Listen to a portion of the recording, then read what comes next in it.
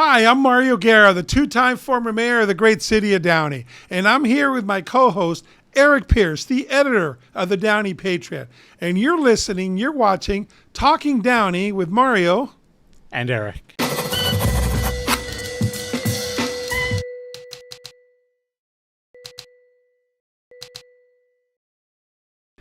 We're talking politics. We're talking politics, your least favorite subject. I know.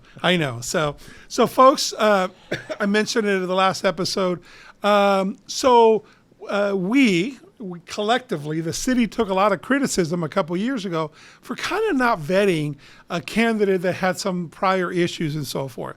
And we said, you know what, we collectively, I don't know who we are. I am a resident in Downey, and I know Eric is too, but we're taking it upon ourselves, we, the residents, that we should vet candidates or at least make informed decisions. So people that are going to be voting make an informed decision.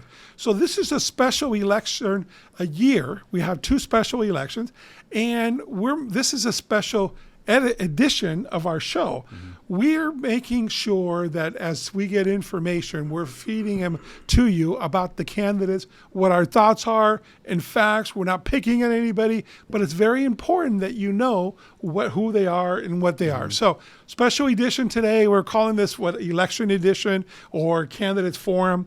Last week, there was a candidates forum. It was held at the Barbara Riley Center, and there's 6 people running. 5 of the 6 showed up for the candidates forum. 3 in District 3. You have Ernesto Valle, you have Gil Legespi, and you got Dorothy Pemberton in District 3. And then in District 1, you had Horacio Ortiz, and you had Ramon Casas. Elvira Moran canceled at the last minute and didn't show up, so we don't have any information about that. She was sick. She was sick. Mm-hmm. And the next morning, though, she was at the school function. So that's the one that gets it. So she said she was sick. So we're talking about Ramon. We're talking about Horacio. Yeah. What was interesting to me is that, if you listen to their answers, they're all very similar, but I think a lot of times you have to read between the lines. You have to kind of be a little bit more informed in order to see that they're actually very vastly different candidates. Yeah. And that's what I think we want to talk about today. I thought Horacio came across as a little timid. Maybe he was nervous because it is a lot of pressure. You have, a couple hundred people that are looking at you. I thought Ramon was very boisterous, very loud. I thought it came across to me like Ramon doesn't have a firm grasp on local issues. And so he tried to overcompensate by being loud and kind of in her face. I felt that Ramon has good intentions, but he's not prepared right now. Where I thought Horacio he's a lot quieter, but also he has a better grasp of local issues, especially with his experience on the planning commission. I thought his answers were more on point from a Downey perspective. Right. Yeah. I thought Ramon was leaning really heavily into being a conservative, which he reminded the audience several times that he's a conservative.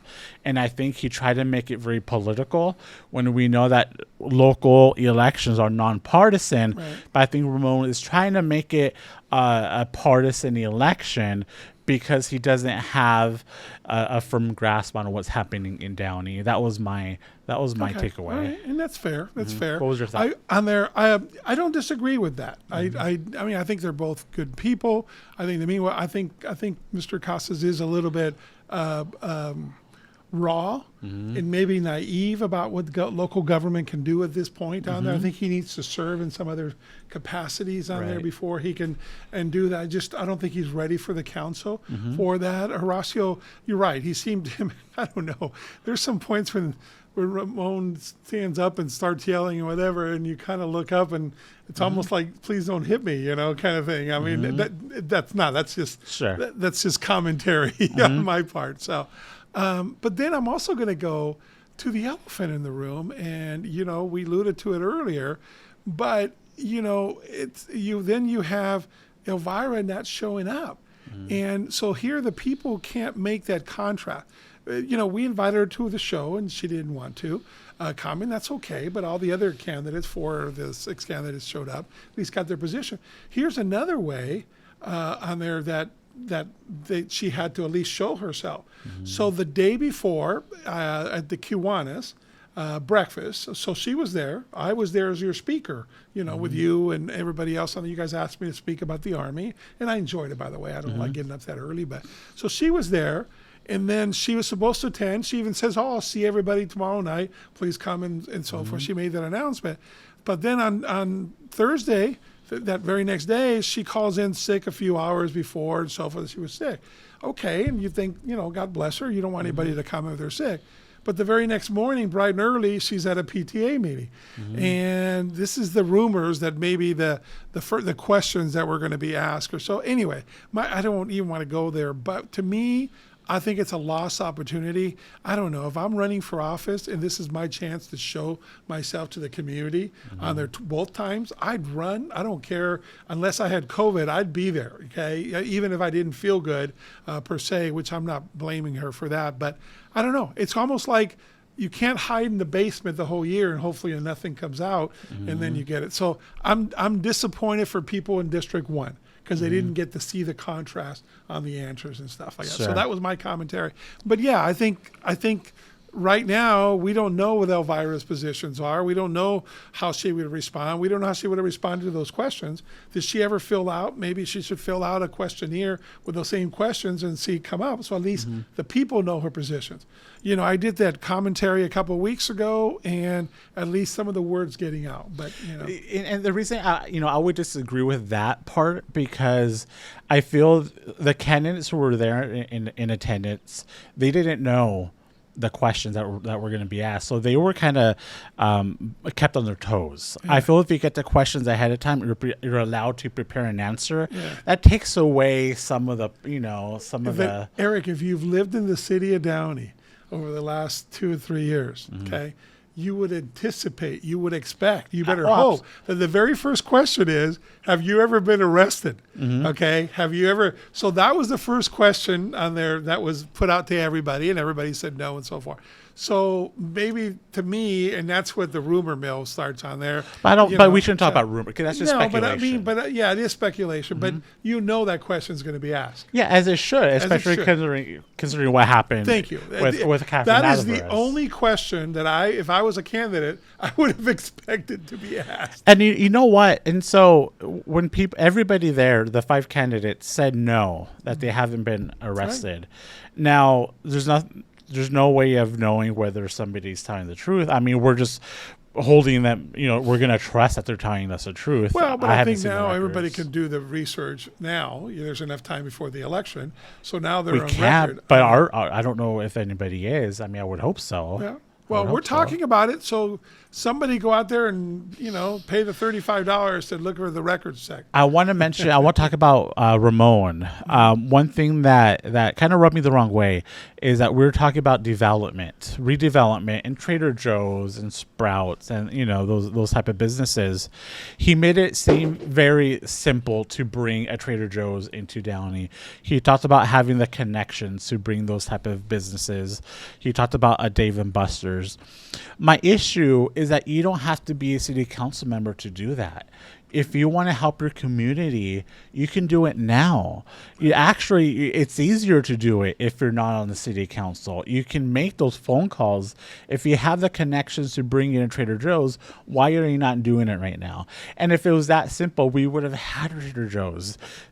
City management would have brought in Trader Joe's just to get people to shut up about it.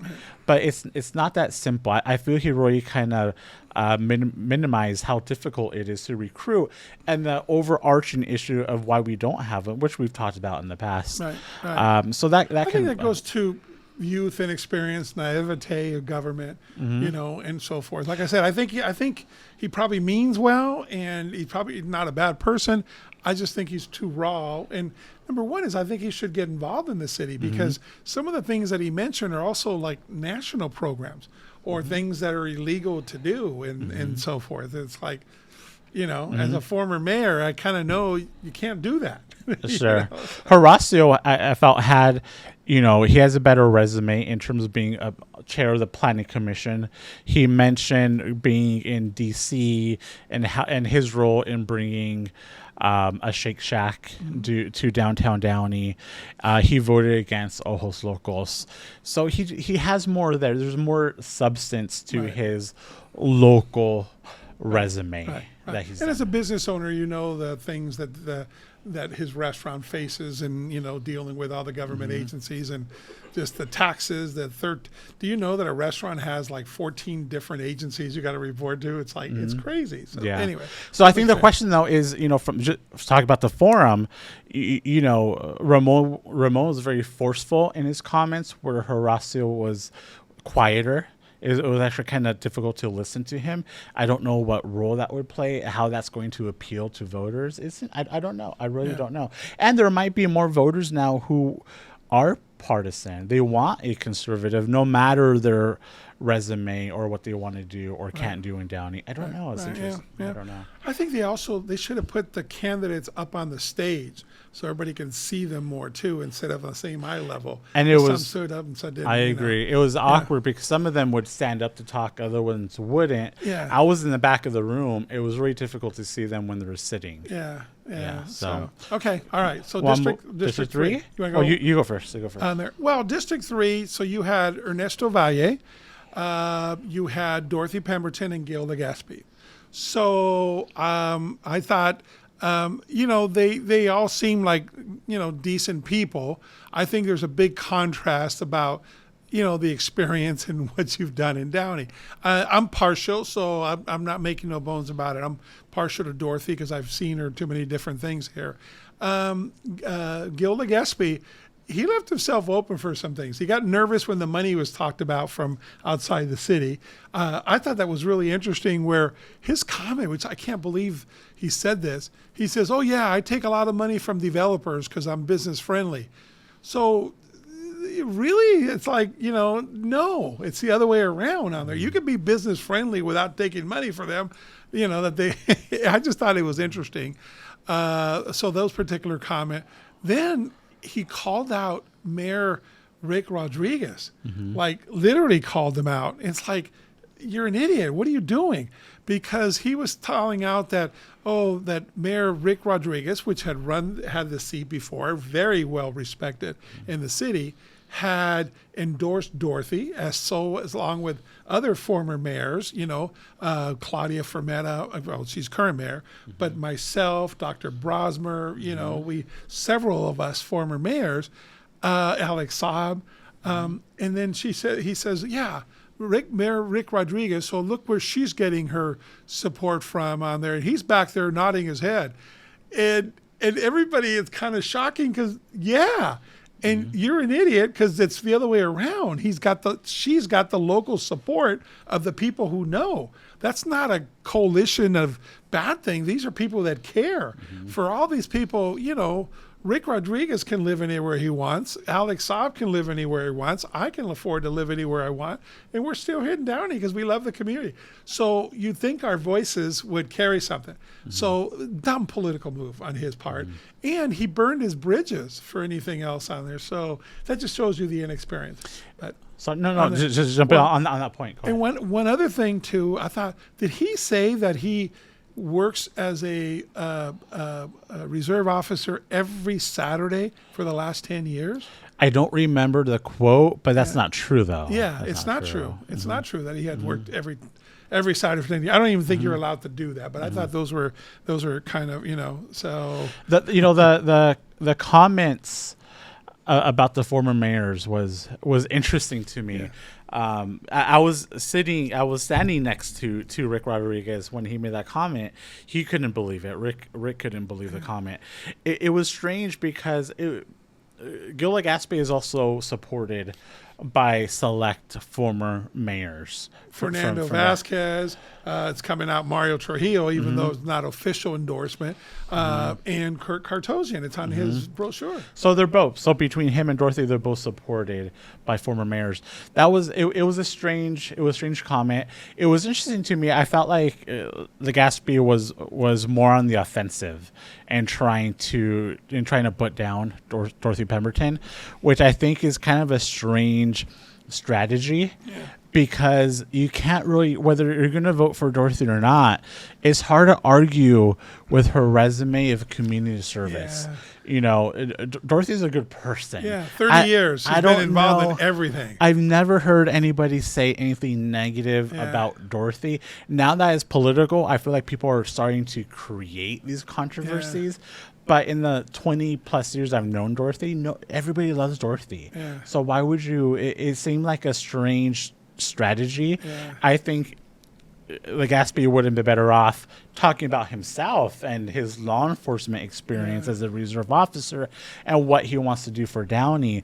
Attacking people like Dorothy and Rick Rodriguez and former mayors, I think could backfire on him. Yeah. It could have the opposite effect. It's going to rile them up to throw more support behind Dorothy. I feel like. Right. Well, because the thing that they're spreading is that she's not Latina.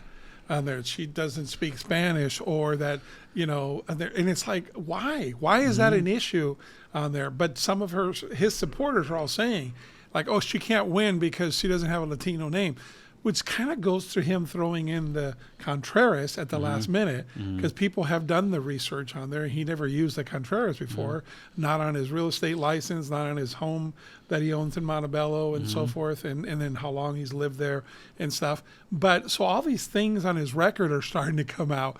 But the biggest thing to me too, and then he also, and I don't want to sound like sour grapes, but he didn't come here. He could have come here. And anybody that saw all four of them, including the ones we did with the candidates, we were fair. We asked them all the same questions, and we let them talk so you, the listener, you, the viewer, can hear them. So he didn't want to do that. And then I want to get into something else that Dorothy brought up. But so to me, it's like you can't hide in the basement during the whole election and then, not talk to people directly. At least he showed up to the candidates forum, but some of the other candidates, so. The one thing that Ms. Pemberton was bringing up about her record, so the last 8 elections, 4 general elections and 4 primaries, okay? She's got a voting record of 100, okay? She's voted all 8. I'm really proud of that. As a refugee, when I turned 18, man, I've never missed a vote. Okay, I mean, I was a citizen, and I've never missed a vote. I became every single time. I'm prideful of that. That's one of my community ways I can give to my community, make an effort on there. So Ms. Pemberton brought up that both Mr. Valle and Mr. Legaspi had only voted once out of 8 times. So think about it, once out of 8 times. So that's just, it's appalling, and it blows me away that anybody who's running for council or any office has only taken the time to vote one time. So think about it. So you talk about crime, okay? So you didn't vote for the last sheriff.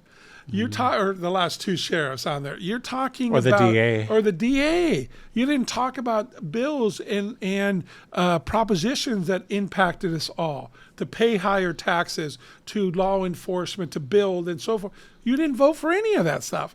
You didn't only voted for one president on there. So maybe that was the one that you didn't. I cannot believe that Mr. Valle and Mr. Legaspi, and Mr. Valle's reasoning, and he was here on the show, and he brought that up the other day, that, he didn't think it was important, his vote didn't matter, and he brought it up that, now he is, and he even said, I tell people, if you want to make a difference, you got to, vote and stuff.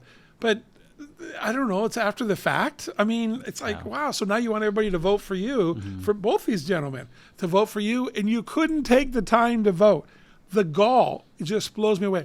So, folks, I would encourage you, to anybody that only voted once, please consider that. How are they going to vote on the city council? How are they going to show up on the city council? And they have not earned your vote. because they wouldn't give it to anybody else before when the people with all eyes on them. Anyway, I'm sorry I'm passionate about that. I just can't believe that 2 grown men have only voted once out of the last 8 times and now want you to vote for them. It's just ridiculous to me. But anyways. Talking about Ernesto Valle, I'll give you my quick little analysis. It's hard to take him serious. It's hard for me to take him serious. I think he's a character. I think he's very knowledgeable on youth sports programs because he has that experience with Northwest Downey Little League. And, good for him. But I think that's about where it runs out.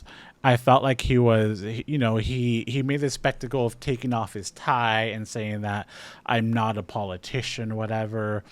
But when it came down to local issues, I feel like he doesn't know what he's talking about. He doesn't know. And maybe he has good intentions. Maybe he's willing to learn on the job. But it seemed like he doesn't know what he's talking about. He has bad information, and he didn't seem prepared at all. I think he's trying to win people over with his, over-the-top, exaggerated personality, and hoping, the kids' parents, the Little League parents, will vote for him. I don't think that's going to be enough. I think voters deserve more, and I felt like it was just kind of a joke. I felt he didn't take it serious. Okay. That was my takeaway. So, and I'll say his big platform is to build a 3-story parking structure at Furman Park with tennis courts on top, which is a ridiculous idea. There was no plan on how to finance it. Can you imagine building a parking garage at Furman Park? Like how? I guess it would be demolishing a tennis court. In that, I don't see that happening. And he didn't present like a plan on how that would work. I don't think the surrounding neighborhood will support that. That's not the type of park where you build a parking structure. It doesn't make sense to me. The one thing I also disagreed, because I did talk to him when he came in a couple of years, I don't agree with the lights at Furman Park. I was president for 29 years of West Downey Little League, and even in the back of West Middle School or Stauffer, there's really no houses. There's a set of condos there. But even that, putting lights there that I tried to get back there just to extend the hours and stuff, it just where they want to put the lights. And I think he said at the candidates forum, it's about safety and so forth. You don't need those kind of lights in the safety. And I guess he's going to try to move the fields closer away from the homes and stuff. But if you bought a house there, you knew there's a Little League field there, but there's no lights. And I would oppose putting lights there just because I don't think it makes sense there to extend it just for a couple hours. Maybe put more safety lighting on the walking trail. That whole walking trail, that was one of the things that I was able to get a grant for walking trails there at Apollo Park. And then when we took the lights from Lakewood Boulevard and put every other light there and stuff like that. Yeah. So maybe it does need more lighting from a security. But I'm telling you, I don't want baseball playing till 8:30, 9 o'clock with the lights in my backyard if I'm one of those residents. So I disagree with him philosophically on that, but that's just an issue. And that's his main issue. Because I think every candidate said that they would support lights at Furman Park. And that's one issue I had too. I felt like the candidates tend to agree with each other. Right. I don't know, just because they don't want to cause controversy or whatever, but they agree they all wanted lights. They all agreed that they would oppose a pride festival or a pride parade, which was disappointing because I don't know if they're being honest about it. I just don't know. Or it feels like they're just kind of going along with the crowd because specifically with the lights, they all support the lights. That's what they said. Well, Dorothy qualified hers a little bit. Okay, says there has to be more research on it too, though. She goes in theory. So they all don't want marijuana dispensaries. Check. There was a couple other things that they all rent control. They all oppose rent control. They all voted no. They don't want any more additional rent control than what the state has mandated in Downey. So you have all those on the record and so forth. I think we had Mr. Valle come in here the other day because he wanted, after the debate, or that's not even a debate, it's a forum. There's no such thing as a debate per se. So after the forum, things that came out, so Mr. Valle came in and wanted to explain that the rumor, he said, had been out there that he was offered money from Mr. Gillespie not to run. He goes, it's not true that he didn't offer any money. But what did come out was that 4 days before the filing period, Mr. Gillespie had been trying to convince him not to run for council. He would split the vote, Hispanic vote, and so forth. So Mr. Gillespie texted him, hey, can I come over and speak to you another time? And he says, sure. So when he came over, and it's all on video here. You can see the it's show the whole before. episode. Yeah, the whole episode, it's like right before this. It's already dropped on. You can see it. I just want to recap it. So basically, but when he went to open the door, there was Gil Gillespie, and there's also Mario Trujillo, Mayor Pro Tem Trujillo, and he brought him in, and they said, oh, we agree on certain things and stuff. And Mr. Trujillo says, oh, you'd make a great planning commissioner or Parks and Rec commissioner. Mr. Gillespie says, oh, no, I already have an eye for that. The implication was if you don't run, that, so it was very clear that the implication. And then, Mr. Trujillo, can say, oh, I just want to meet everybody, but 4 days before the filing period, that doesn't make any sense. And then Mr. Gillespie had called him and like, hey, I see making you a hero and getting your lights there and your legacy would be built. So then it was kind of like almost, a quid pro, if you will. So to me, and the most disingenuous part of that is that I feel less that Mr. Trujillo did anything except Mr. Gillespie, because Mr. Gillespie is getting help from Mayor. Gillespie is getting help from Mr. Mayor Pro Tem Trujillo. It's obvious. Several businesses that Mr. Trujillo has called to ask for signs or for them to give money to Gil. So that's on the record, right? But yet Gil kind of thinks, oh, he's not even not that popular in District 3, so he doesn't use his endorsement, okay? Maybe officially hasn't been endorsed, right? And it's like, come on, okay? So he wants it both ways. He wants the help, but I'm too embarrassed to have his name associated with me, or it might hurt me, and they both have come up with that. So this, to me, him bringing Mario Trujillo to Mr. Valle's house just says it all. Because the fact that an elected official, Mayor Pro Tem Trujillo, you can meet anybody running for office anytime. You're going to get your calls returned. You don't need Gil Gillespie to go introduce you to somebody 4 days before the filing period. So I'm sorry, it doesn't pass the smell test. So to me, that just ruins that and his comments on that, and then his comments on where he got his donations, his comments on putting down Mayor Rick Rodriguez and putting that coalition down, which, servants. There's a lot of different things there that stuck out to me. Yeah. So who do you think won the forum? And let me say, I don't usually like saying, the winner of this forum, whatever.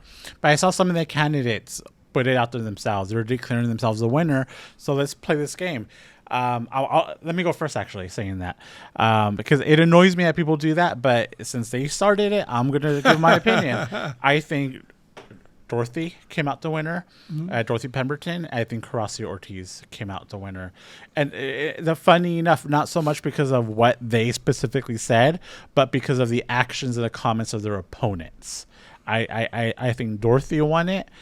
She was calm, cool, collected. She didn't need to hurl insults at her opponents because I feel like she had the resume. She knew what she was talking about. Horacio, same. He's very comfortable. He didn't project well. He came across a little nervous, and I think it's something he needs to work on. But considering his opponent not really knowing what he was talking about, I think Horacio. That's my opinion. Right. Well, I have to agree with you to that extent. So Dorothy came across as the grown-up in the room. Okay, she was poised. She knew the answer. And, some of those things just come from experience.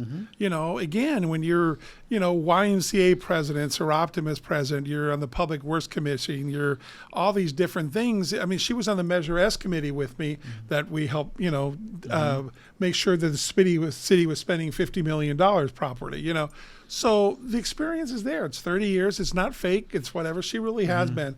And I think people know that. So that was easy. So it's comfortable for her to say that. Horacio, I think, knows it. I think he's very poised. He's a good young man that has, some experience and definitely has business experience and wants to do well. He's got a really good heart, a servant's heart. I've been with him from charitable things that he does and so forth. And people don't know that. I mean, what he does, like the Rose Float, he just didn't join it.